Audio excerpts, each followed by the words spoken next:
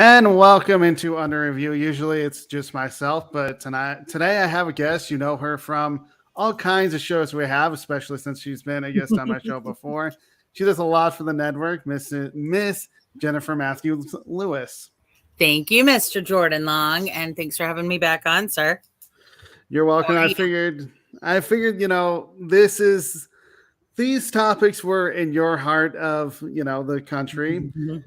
Considering I've only seen it from afar, and especially since you've complained about this certain person we're going to get into for the last, well, since August, really, since you've been on my show. I know we talked about this certain person on my show back in August. You wanted him gone, and you got your wish. Yay! It was It was so nice to see you actually happy about a firing. Granted, I don't like anyone fired, but this one actually kind of had to happen. If you guys aren't knowing what I'm talking about Matt Rhule. He was fired by the Carolina Panthers. What was it, Monday, I believe? Monday. It's not a surprise. The one thing, I'm going to go back in history with Matt Rhule. I didn't understand why he was hired in the first place.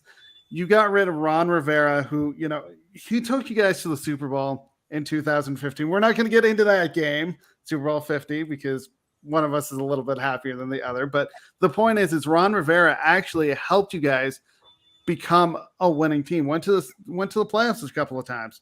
What did Matt Rhule do? We were the first team in the NFC champion South to go have winning 3 winning seasons back to back to back. Now people can debate that, but you know what? It still happened. The one thing I look at is Rivera's record was 76 wins, 63 losses, 1 tie. 10 games above 500. I'll take that. 4 trips to the playoffs, and then, of course, 1 Super Bowl appearance. So you go into the college ranks with Matt Rhule. Mm-hmm. You're trying to find the next Jimmy Johnson, the next Pete Carroll. I get it. I would not have hired this guy. If you look at him, and I've actually wrote this in my blog at sports-scoop.com if you guys want to check it out. I talked about why was this guy hired in the first place, but I actually wanted him for the CU job. We'll get that in a few minutes. The thing is, he was 47-43. His teams won 10-plus games 3 times. He was with Temple and with Baylor. If you look at 47-43, I would go, why'd you hire this guy? So if you want the interesting story, we haven't had a really good run with college coaches with the Carolina Panthers. Your Jimmy Johnson. Jimmy Johnson was a freak. He made that transition look like anyone and everyone could do it. Pete Carroll, he bebopped back and forth between NFL and college before he finally settled with the Seahawks, right? Mm-hmm. So it's not an easy transition. I don't feel bad for Matt Rhule because he's getting paid from the Carolina Panthers until he lands a coaching job. That's $42 million. And I don't feel bad for him. Matt Rhule is known as a culture changer. I do think he did that well at Temple and he did that well at Baylor. The cultures needed to change there. The culture didn't need to change with the Panthers. And when he got rid of Keep Pounding, he sucked the life out of the organization. He sucked the life out of the community, out of the Metrolina area, North and South Carolina. Because that became seeped into who we are as an organization, as a community, as 2 states. Mm-hmm. That's why you often hear us referred to as 2 states, 1 team. When Richardson first broke ground, when the city first broke ground on Bank of America Stadium, then Ericsson Stadium, what Richardson did is he got soil from every single county in North Carolina and South Carolina and put that in. That's what our turf was. That was impactful. I know, but he wanted to make sure South Carolina knew it wasn't just them. He wanted to make sure, or it wasn't just Charlotte. He wanted to make sure North Carolina knew it wasn't just Mecklenburg County. He wanted to ensure everyone of this.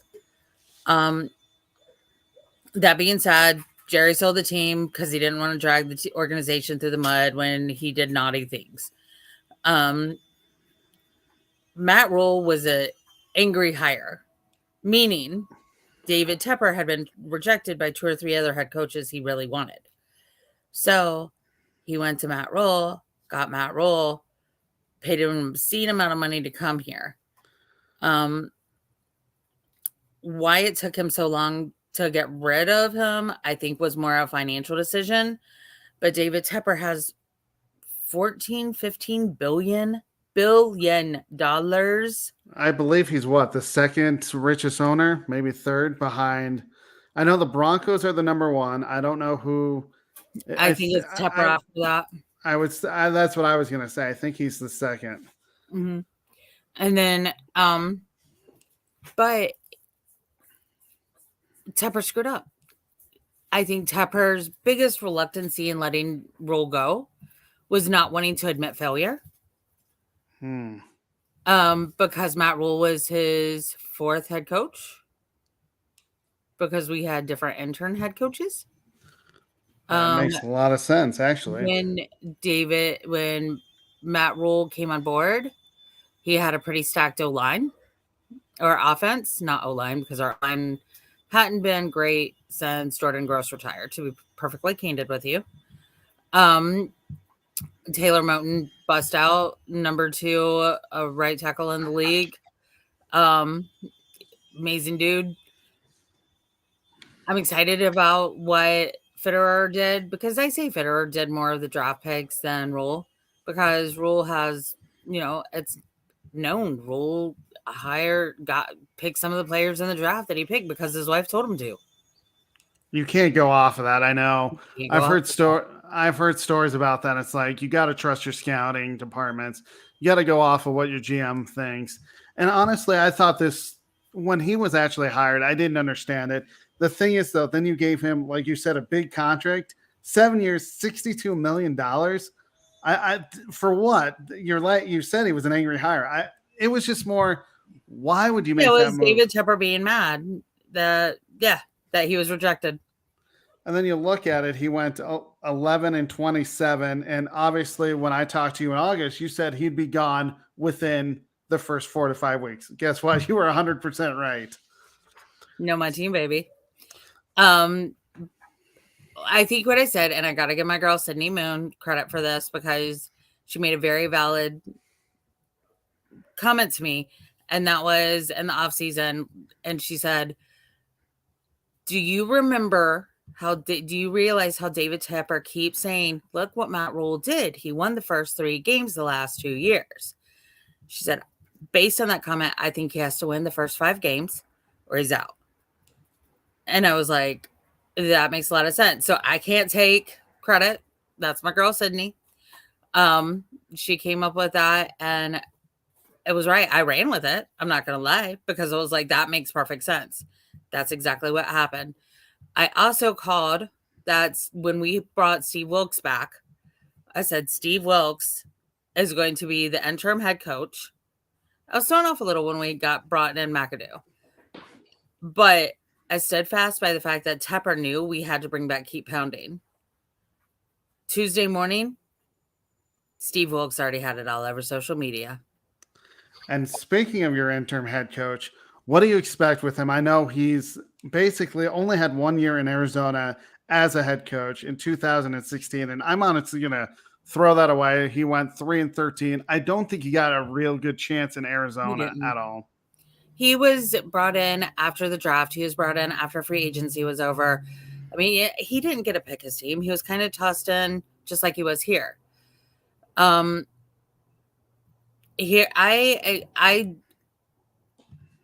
Steve Wilkes is going to jack that infusion of positivity. And from the NBA carousel, I'm a positivity girl. Like, when your coach is positive and talking with you and communicating and making you work hard, even if it's stern, and giving you the reps you need and the time you need and allocating that's the difference maker. Steve Wilkes knows what it takes. He was on our coaching staff when we won 3 back-to-back 3 NFC South championships. He was there. We had those 3 winning seasons. And again, people can argue the fact and say, oh, 1 year you guys had a tie. You know what? It was still better than everybody else in the freaking NFC South. That's all that Wipe me. matters. As long as Wipe you're me. on top, who cares? Exactly. The thing I like about him, Steve Wilkes, though, is their players are going to rally around him. He seems like more of a Oh yeah. player's coach than Matt Rhule. So I think honestly, whether or not he'll turn your season around to the playoffs, I don't know. But they'll definitely play inspired football, and it seems to always happen when there's a firing. Because why? They want to play well with the new guy. Mhm. Plus, Steve Wilkes has been part of your organization for a while. I know he left, but he came back. Right. And I know we were talking about this last night on another show, but I know that some people are like, well, I think that it'll hurt him that he's with, join the Brian Flores suit. Well, Tepper doesn't care. Mm-mm. Tepper doesn't care about that. Tepper tried out allowed Cap to try out for us 2 or 3 times. He signed to Eric Reed. He doesn't care. As long as you do the job. Because Tepper is very much socially a do the right thing kind of guy. He doesn't always speak well. I'm beginning to think that's a New York, New Jersey thing when it comes to powerful people. It might be. It really might be. He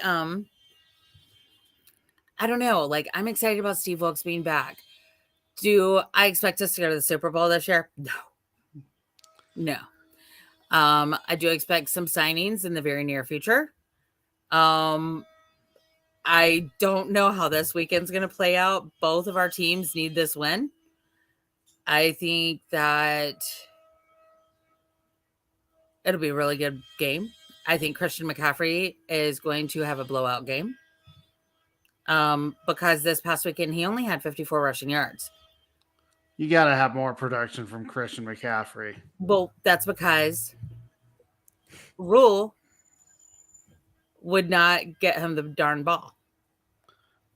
But the other 3 games of the season, we're in week 5, right? We're going into week 6. Week 6, okay. The other 4 games of the season, Christian had over 100 yards rushing each game. But what was interesting was at the game, all season long, building up to the Arizona game, we had been bringing in Keep Pounding, like in 3rd and 4th quarter again, 2nd, 3rd, and 4th quarter. At the beginning of every game, they do it, but they didn't do it this past weekend. When we chant, the fans chant Keep Pounding in that stadium, you see the injection in the players. That injection of energy, offense, defense, special teams. You see it. You feel it. So that'll be back at our next home game. Obviously not against the Rams this weekend, but we will be there. Like, it will be back. So I'm just excited. I'm pumped up. I've been so excited all week. I've worn myself out. Like on Monday, I was doing the chunky white girl dance. And let me tell you that I'm really glad my brother was over helping me do some stuff. I'm glad he doesn't do TikTok because that would have been horribly embarrassing for me for the rest of my life. But I know when he was fired, you were telling us how excited you were, yes. and I'm glad you are excited because it's nice to see a happy Jen rather than one that's so frustrated about football. But speaking of Matt Rhule, where does he go next? I have a couple of interesting ideas. I don't think he's going to be in the pro game. He's already shown that he cannot do that. He can't do it. The thing is, though, does he want to coach next year? Because you're getting paid, what, $40 million to do nothing? I mean, that I would love that gig personally, to sit and do nothing. But I think he's the type of coach that wants to get back into coaching. He's going to go to the college game. Now, there's a couple of interesting places that are looking for a head coach. University of Wisconsin in the Big Ten. Does he want to go to Wisconsin? Nebraska. Problem is if you go to Nebraska, there's pressure to win now. The one place that I think is a little intriguing, and I don't think this is a school that I really enjoy watching, but I don't think they're actually going to give him a call, and that's the University of Colorado. There's not pressure to win. But the problem with that is once you get a Matt Rhule, let's face it, it's a big name head coach. The thing is, though, would he really want to take the CU job? We've already seen Mel Tucker leave for Michigan State. I didn't like him leaving. We haven't had success in the program in a long, long time. I just don't know if Matt Rhule wants to be interested in building a program like the University of Colorado. The other thing I look at is with the University of Colorado, the problems are not with the football program. Yes, it's on, it's on a downward spiral. It's actually with the athletic director, Rick George. The reason why I say that is because he's hired all these coaches at the University of Colorado for the football program, and they haven't panned out. So it's just, would I like him in Boulder? Yes. But do I see him in Boulder? No, I don't. So let me ask you a question, because I don't follow a lot of college football. Yeah. Like I follow ACC. That's pretty much it. Obviously, Alabama, Mizzou, a couple of the bigger universities. Like I kind of know. But, my husband just made fun of me because I mispronounced that. But they, what programs that need that culture change? That's a good question. Honestly, if I'm looking at what's available right now, Nebraska really needs a culture change because they tried to bring in they actually went with Scott Frost, who was actually at the program. They brought someone, or he played for the program. He brought him in thinking, oh, we're going to go with the same thing. It didn't work. University of Nebraska has been down in the Big Ten. They need a culture change. University of Colorado needs a culture change just because we've been so down for so many years. And our coaches, let's be honest, they can't recruit. They can't change the culture because kids would rather go to USC. They would rather go to UCLA. Like what we talked about on the Pundits Pundit about, UCLA and USC going to the Big Ten. So I think those type of programs need a culture change. But the problem is the athletic directors are set in their ways.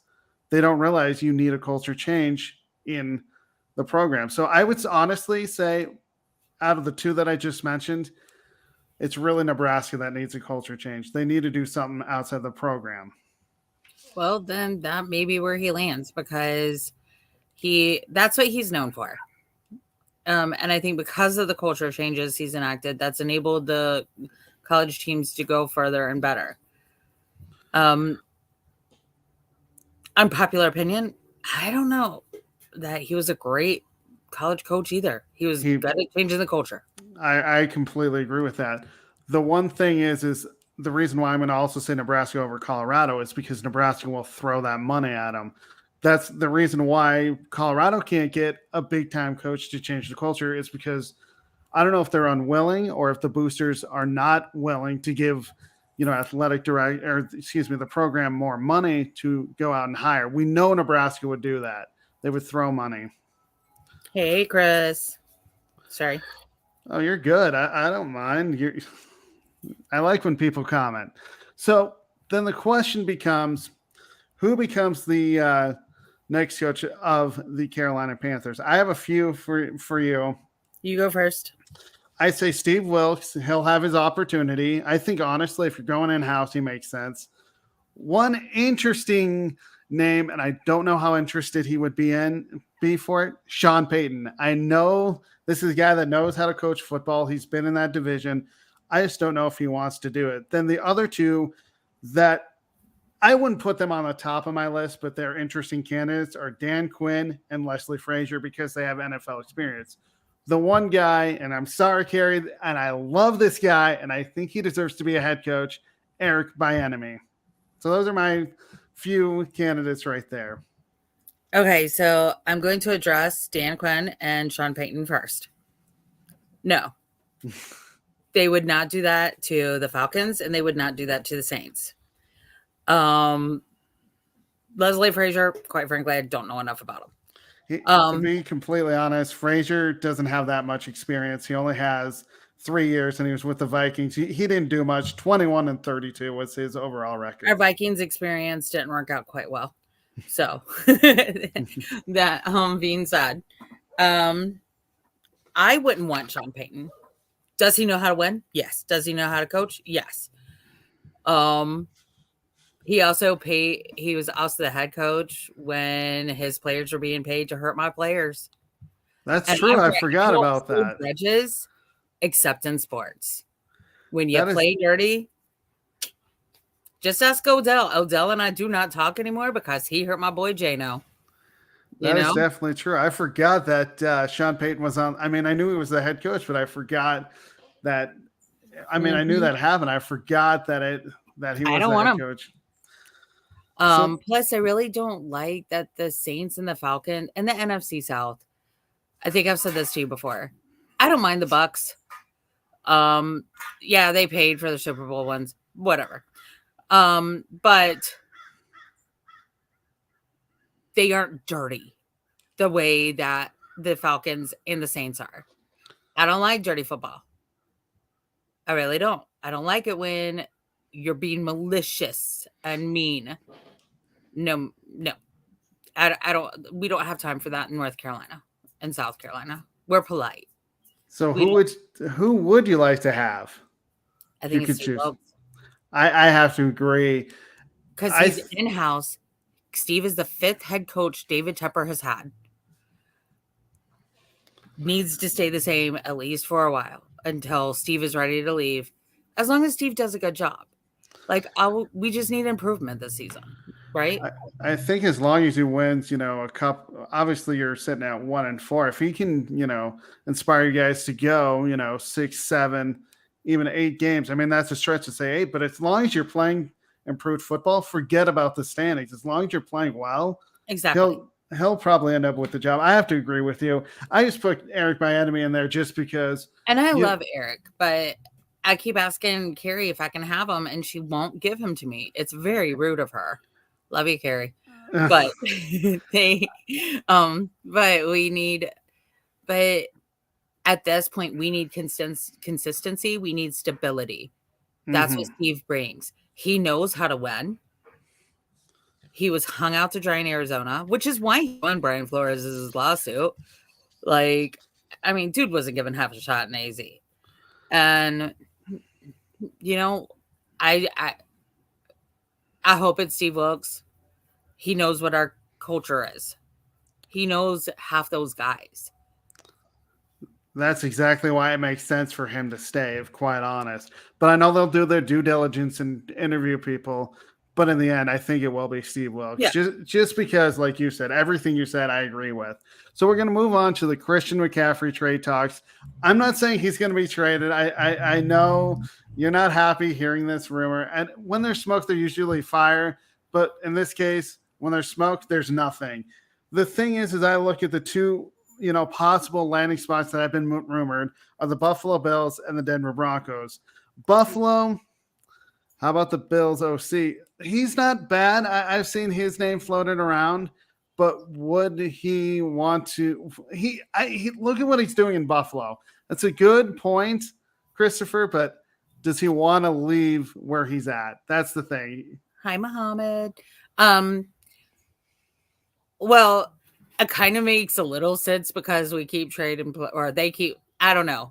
Right now, Buffalo just keeps getting Panther stuff. We don't really get anything from Buffalo, but I think it needs to be Steve for at least the next couple of seasons to establish that stability and consistency. I mean, if I'm wrong, I'm wrong, but I think Steve's got it in him. He knows what it takes to win. He knows this organization. He knows this community. He knows this fan base. I completely agree. So getting back to our Christian McCaffrey trade rumors, I know Buffalo has been in the running, Denver. The only reason why they've mentioned Buffalo is because, let's face it, their running game stinks. And I'm saying that in a good light, even though they're playing really well. But Devin Singletary, who I actually have on my fantasy football team for some reason, hasn't done a whole lot. He's rushed for 171 yards. When McCaffrey improved that running game for the Bills, yes, but let's face it, he wouldn't be carrying the rock that much. The reason why I say that is if he goes to Buffalo, Josh Allen's the quarterback. He's the one that wants the ball in his hands. The Denver Broncos, the only reason why it makes a little sense is because that's where he's from. But if you look at it for our depth, I don't see it because we got Latavius Murray. We have Melvin I Fumble Gordon, and we have Mike Boone. We don't need to add depth as much as I love Christian McCaffrey, and you know this. He's a Denver guy. That's the only reason why that would make sense. In the end, though, Christian McCaffrey is not going anywhere. He's going to stay in Carolina for years to come. He is. And here's the thing. That's one of the players. I don't think Rhule liked McCaffrey. Obviously, we saw it. I mean, Rhule would IR him for anything, like for a rolled ankle. Come on, Jordan. Come on, really, a rolled ankle? You're on IR for a rolled ankle? Nah, that's just being malicious. You're also trying to tank at that point. However, we're talking about a man who, as one of 3 who got into the 1,000 club several years before his predecessor's dead. We're talking about a guy who is the face of the franchise. People are like, well, we just need, it makes sense from a cap space. Okay, sure, but he's restructured 3 times also. And he's a guy that will take a hometown discount if it's possible. Absolutely, he will. Rhule got Chuba because his wife told him to. Chuba's not the running back. They're different running backs. I get that. He's not the running back Christian is. Rhule needed to stop trying to make that happen. He needed to let the player play. That being said, I agree with you. Christian's not going anywhere. People just need to shut up, roll with it, go with it. Be proud. Stop trying to get rid of people. Like, it's not all about money all the time. You've got to have glimmers of hope. That's what Christian is. Christian and Shaq, they embody keep pounding. So does Taylor. Like, that's who it is. We got rid of all the guys that did, or a lot of the guys that did. These 3, they embody it. They're the 3 that were playing as a dang team. And I think I expect to see that out of Wilkes this weekend. Because if you've watched any of the games, you've known it hasn't looked like a team this year. It's looked like a bunch of guys on a field. No, definitely not. I mean, I've only watched, granted, I love watching the NFL Red Zone when the Broncos aren't playing, so I have seen parts of your games.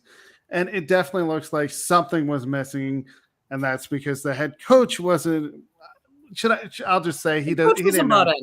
Yeah, there you go. I was going to call him an idiot, but you know what? He wasn't motivating them. They weren't playing inspired football, and that's what you got. And I definitely see them coming out and playing inspired football. Christian McCaffrey is going to get the ball at least 20 times this week, so I'm not worried about that. Expect to see running and passing.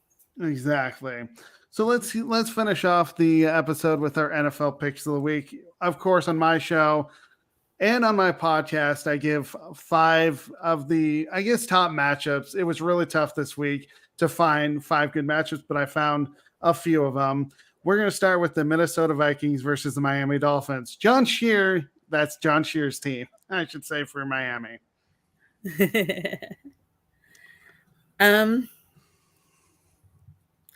That's going to be tough.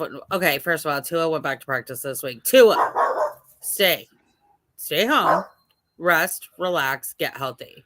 And I believe they're on their 3rd quarterback because Teddy Bridgewater is in concussion protocol. Yeah. So the line is Minnesota by 3. It's at Miami. I mean, the Fins have been surprising us all season. So let's see what happens this weekend. Minnesota, sadly, has not surprised any of us. We will be surprised if they win this weekend. Are you going to be surprised if they win this weekend? The way I look at this game, honestly, is that the Miami Dolphins don't have a quarterback. I'm going with Minnesota. That's my only reasoning. Yes, it's in the heat in Miami. Would I be surprised if Miami won? No, I wouldn't be. But I'm going with Minnesota. And sorry, my dogs are talking so much. Yeah, I could see Minnesota winning. I also see Miami having that home field advantage. I can see it both ways, but for me, I got to go. I'm rolling with Kirk Cousins and the Minnesota Vikings. That's true. I'll go with you on that. I'll go with Minnesota because Kirk has the experience. Here's a tough matchup, and it's, a rematch of the AFC divisional playoff game last year, and people were upset that Josh Allen didn't get the ball, but that's another case for another day. Buffalo Bills versus Carey's Kansas City Chiefs. Okay, where are they playing? I forgot. I'm looking at it right now. They're in Arrowhead Stadium. Casey. You're going Kansas City, and I can see that, but I'm going, honestly, with Buffalo. My reasoning is Josh Allen is playing really hot right now. Until he proves me wrong, thank you for being my fantasy quarterback on 3 leagues that I'm in. Until he slows down, I have to roll with the hot quarterback. Don't get me wrong. Patrick Mahomes is amazing. Question is, And he is hot too. can Josh Allen do it in an environment? He hasn't seen this environment like Kansas City this whole year. So if he can get it done, man, that would be one heck of a win. So I'm going with Buffalo. Moving on to Megan Price's Dallas Cowboys and Eric Wilson's Philadelphia Eagles. Philadelphia has surprised me this year because I didn't think they would be undefeated. Megan, I love you. I'm going with the undefeated team. I'm riding with you too. I'm going with the Eagles. Now this one, that pained me to say, by the way. We love you, Megan. So we do love you, Megan. And Carrie, I just picked 2 of your teams. So I better be on your positive, happy smile checklist. Hey, I got half of them. I'm going with the Eagles. Yeah, I'm riding with Buffalo. So this one, honestly, not a very good matchup, but I went with it anyway. The New York Jets going to Lambeau Field versus the Green Bay Packers. I believe the Packers are a 7-point favorite. Packers. I have to roll with the Packers too. Now I'm just going to lose to the Jets. Yeah, exactly. So it's JJ's Ravens versus Steve Schwanda's Giants, or JB's also a Giants fan. So it's the Ravens versus the Giants. Yo, that one's hard because the Giants they're 4-1? They are 4-1. 4-1. They came back and beat Green Bay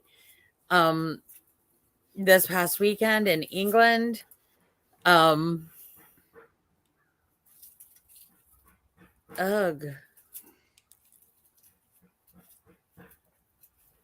My only problem is I don't like Duke, and Daniel Jones is actually looking like a decent quarterback. He actually is. He's playing at a level that I didn't think was possible this year for him. Dayball has been doing a great job with the Giants. You know what, though? Like, Lamar's still a front-runner MVP. So, and Lamar's showing off his skills and his talent level this year. I'm going to go with the Ravens because I think they're in Baltimore or in Maryland anyway. I have to go with Baltimore as well. Lamar Jackson, that's going to be the X factor because as we both know, he can run that football and he can pass it. You have to keep him in the pocket. If you don't do that, it's right. Pretty much done. He can run. And I just don't think the Giants defense is built to stop him. I don't either. If you're Daniel Jones, though, you're going to have to score touchdowns and not field goals, and I just don't see them keeping up. So I got to go with Lamar Jackson and the Baltimore Ravens. So that does it for this edition of Under Review. Jen, why don't you tell everybody where they can find you and follow you, because you're on so many great shows here on this network. So you can find me on Facebook at Jennifer Matthews Lewis. You can also hit us up on 3 Chicks in a Pod page. It's a public page. Anyone can join.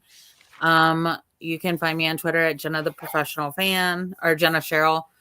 You can find me on Instagram at Jenna Cheryl. Same with Reddit. Then you can also find me on, but Reddit's more my guilty pleasure place. I'm not going to lie. My podcasts are as follows. On Mondays during the season, we'll be kicking off in January Megan Price's NBA Carousel. On Tuesdays, we have 3 Chicks in a Pod at 7:30. Also, Chicks and Salsa as soon as we get a logo made. Also, during the season, Cubfidential was at 11 this season, but we're changing that time next year. Thank God. We need to, because granted, it's late for you guys. I'm at 9 p.m. Mountain Time here. I mean, it's not bad for me. It's still a little late. But it's still late for you when you end it at 10. Exactly. Hopefully it's a primetime spot. I know JB wants to change that. Hopefully Steve will get on there. I know he has a new job. Let's see, Jacob and JB. I mean, all of us have realized that we need to change the time. I don't think we realized how late it was when we started it. I did. I thought, oh my gosh. Then on Wednesday nights, you can find me on the Pundit's Pundit. On Thursday nights, Alex Lemaine's NFL Carousel, which is where we met. No, we met on the NBA carousel. Then we got brought into NFL carousel. Okay. Correct. Yeah. And then you can also find me on Inside the Pigskin with Scott Motor City Mouth, Morgan Roth. And you can also find me on Sunday nights. I share producing duties with Denzel Snipes for Basket Bros, and which is a great show. If y'all haven't watched it, 2010s and before, just guys talking different basketballs and what else, just hyperbole, but it's fun. It's a fun show. And you can hear Jacob talk about Michael Jordan and Larry Bird the whole time. Which is why we have the counter, and we started a new counter for Jacob on the Pundits Pundit, which is how many times does Jacob go off topic? We love you, Pundits Pundit. We do. And then on Jordan's show, when requested. So, and thank you for having me. I appreciate it, Jordan. Oh, of course. I mean, you were the Carolina Panthers representative. I know you're also a season ticket holder. I'm like, who better to talk about this than you? So for me, Mondays, of course, the NBA Carousel hosted by Megan Price when that gets started in January. Tuesdays, 108 Stitches with Scott's. On Wednesdays, sometimes the Pundits Pundit when you guys ever need me. Hush. Thursdays, of course, the NFL Carousel, Alex Fleming's NFL Carousel, hosted by Eric Wilson. And I have my blog that I write Mondays through Thursdays with podcasts and Fridays at sports-scoop.com. Also, please subscribe to the YouTube channel for Sideline Sports so you don't miss any of our great shows. You heard Jen talk about Three Chicks in a Pod.